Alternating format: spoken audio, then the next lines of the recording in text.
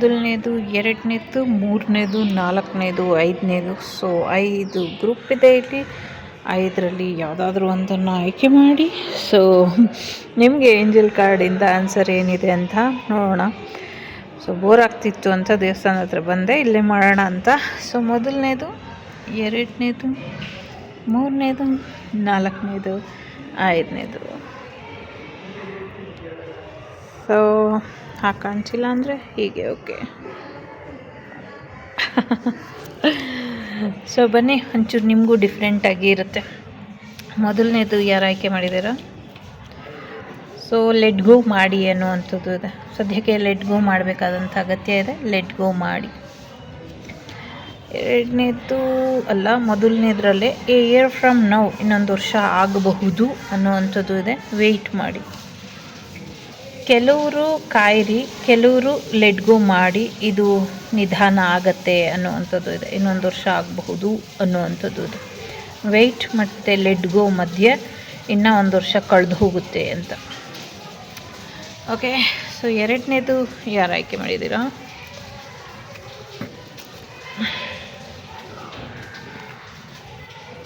So yes, within next few month ಅಂತ ಇದೆ. ಇನ್ನು ಕೆಲವು ತಿಂಗಳುಗಳು ಆಗಬಹುದು ಅಥವಾ ಕೆಲವು ತಿಂಗಳುಗಳ ಒಳಗೆ ಆಗತ್ತೆ ಅಂತ ಇದೆ. ದೇರ್ ಈಸ್ ಸಮಥಿಂಗ್ ಬೆಟರ್, ಅಷ್ಟರೊಳಗೆ ಒಳ್ಳೆಯ ಅವಕಾಶಗಳು ಬೇರೆದು ಬರಬಹುದು ಅಂತ ಇದೆ.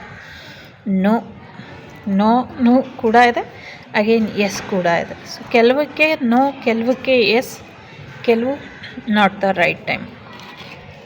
ಟು ಬಿ ಫ್ರ್ಯಾಂಕ್ ಆಗಿ ಹೇಳೋದಾದರೆ, ಕೆಲವಕ್ಕೆ ಸಮಯ ಸರಿ ಇಲ್ಲ, ಆ ಸಮಯನ ಹೋಗಲಿಕ್ಕೆ ಬಿಡಿ, ಅಥವಾ ಈ ಸಮಯನ ಹೋಗಲಿಕ್ಕೆ ಬಿಡಿ ಅನ್ನುವಂಥದ್ದು ಇದೆ.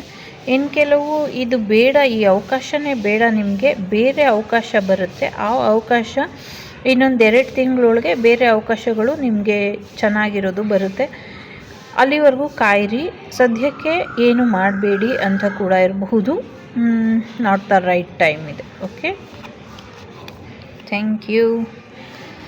ಮೂರನೇದು ಯಾರು ಆಯ್ಕೆ ಮಾಡಿದ್ದೀರಾ?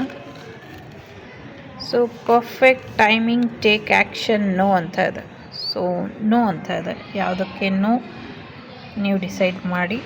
ಟೇಕ್ ಆ್ಯಕ್ಷನ್, ಆ್ಯಕ್ಷನ್ ತೊಗೊಳ್ಳಿ, ಅಥವಾ ನೋ ಅಂತ ಹೇಳಬೇಡಿ, ಆ್ಯಕ್ಷನ್ ತೊಗೊಳ್ಳಿ. ಇವಾಗ ಪರ್ಫೆಕ್ಟ್ ಟೈಮಿಂಗ್ ನಡೀತಾ ಇದೆ ಅಂತ ಕೂಡ ಇರಬಹುದು.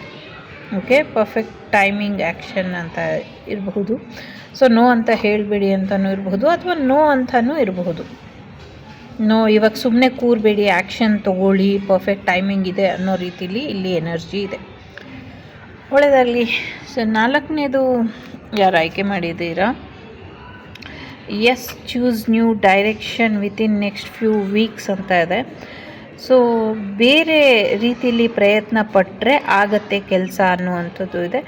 ಇನ್ನು ಕೆಲವು ವಾರಗಳಲ್ಲಿ ಆಗತ್ತೆ, ವಿತಿನ್ ನೆಕ್ಸ್ಟ್ ಫ್ಯೂ ವೀಕ್ಸಲ್ಲಿ ಆಗತ್ತೆ ಅಂತ ಇದೆ. ಸೊ ಎಸ್, ಬಟ್ ಆದರೆ ಬೇರೆ ರೀತಿಯಲ್ಲಿ ಪ್ರಯತ್ನ ಪಡಿ, ಚೂಸ್ ನ್ಯೂ ಡೈರೆಕ್ಷನ್ ಅನ್ನುವಂಥದ್ದು ಇದೆ.